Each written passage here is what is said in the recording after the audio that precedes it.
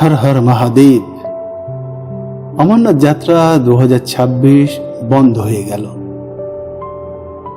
যে পথে প্রতিদিন হাজার হাজার পুণ্যার্থী ছুটে যাচ্ছিলেন বাবা বরফানির দর্শনের জন্য, সেই পহেলগাঁও এবং বালতাল দুই পথেই এখন আর সাধারণ পুণ্যার্থীর যাত্রা হচ্ছে না।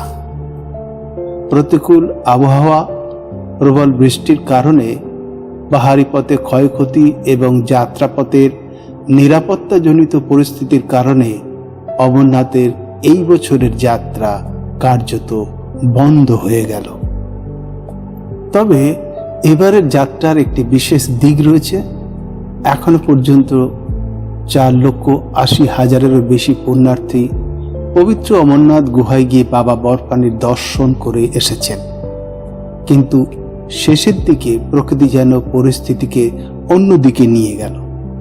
প্রবল বৃষ্টির কারণে অমরনাথের পাহাড়ি ট্র্যাকের বেশ কিছু জায়গায় ক্ষতিগ্রস্ত হয়ে গিয়েছে। কিছু অংশে তৈরি হয়েছে যাতায়াতের সমস্যা এবং নিরাপত্তার ঝুঁকিও। এই ক্ষতিগ্রস্ত পথগুলির মেরামত ও পুনরুদ্ধারের জন্য কাজ চলছে, আর সে কারণেই অমরনাথ যাত্রা 2026 সম্পূর্ণরূপে বন্ধ হয়ে গেল। আবার কি তাহলে অমরনাথ যাত্রা খুলবে? বর্তমান পরিস্থিতিতে আর তা সম্ভব নয়।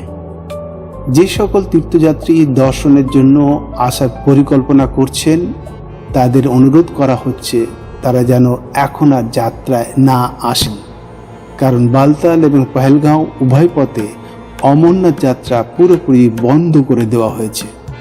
এখন অমরনাথ যাত্রার শেষ ধর্মীয় পর্বও শুরু হয়ে গিয়েছে, আর সেটি হলো পবিত্র ছড়ি মোবারক।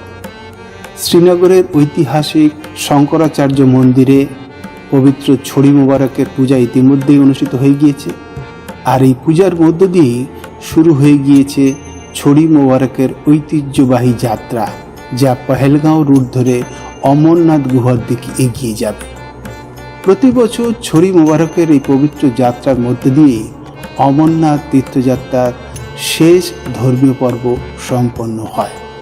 অর্থাৎ সাধারণ পুণ্যার্থীদের জন্য অমরনাথ যাত্রা বন্ধ হয়ে গেলেও ছড়ি মোবারকের পূজা এবং তার ঐতিহ্যবাহী ধর্মীয় যাত্রা ইতিমধ্যেই শুরু হয়ে গিয়েছে।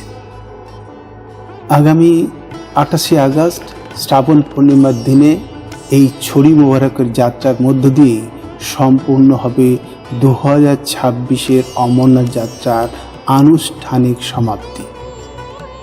তবে এবছর যাত্রার কিছু গুরুত্বপূর্ণ তথ্য আপনাদের জানিয়ে রাখি। যাত্রাপথে তীর্থযাত্রীর সংখ্যা উল্লেখযোগ্যভাবে কমে গিয়েছিল এবং লঙ্গরের সেবাদাররাও প্রায় ফিরে যাচ্ছিল শেষ পর্যায়ে। এবছর প্রায় 4,80,000 তীর্থযাত্রী বাবা অমরনাথের দর্শন করেছেন। যদিও পবিত্র হিমানী শিবলিঙ্গ মাত্র 3 থেকে 4 দিনের মধ্যেই অন্তর্হিত হয়ে গিয়েছিলেন, তবুও সারা মাস ধরে ভক্তদের উৎসাহ ছিল তুঙ্গে। যারা এই বছর অমরনাথ যাত্রার আসার পরিকল্পনা করছিলেন, তাদের এখন আগামী বছরের যাত্রার জন্য প্রস্তুতি নিতে হবে। আর এই প্রস্তুতি সাধারণত ডিসেম্বর-জানুয়ারি মাস থেকে শুরু করাই ভালো। পরবর্তী অমরনাথ যাত্রায় যেতে হলে নির্ধারিত নিয়ম অনুযায়ী রেজিস্ট্রেশন করতে হবে এবং সেটা ম্যান্ডেটরি। তাই যারা এবার অমরনাথ যাত্রা আর যেতে পারলেন না, মন খারাপ করবেন না। মহাদেবের ডাক যখন আসবে তখন আবার খুলে যাবে অমরনাথের পথ, আর সেই আশাতেই আমরা সবাই থাকব। এই ভিডিওটি এখানেই শেষ করব। অমরনাথ যাত্রা 2026 সমাপ্ত হয়ে গেল। তার অনেক অনেক শুভেচ্ছা সকলকে। হর হর মহাদেব। জয় শ্রী অমরনাথ।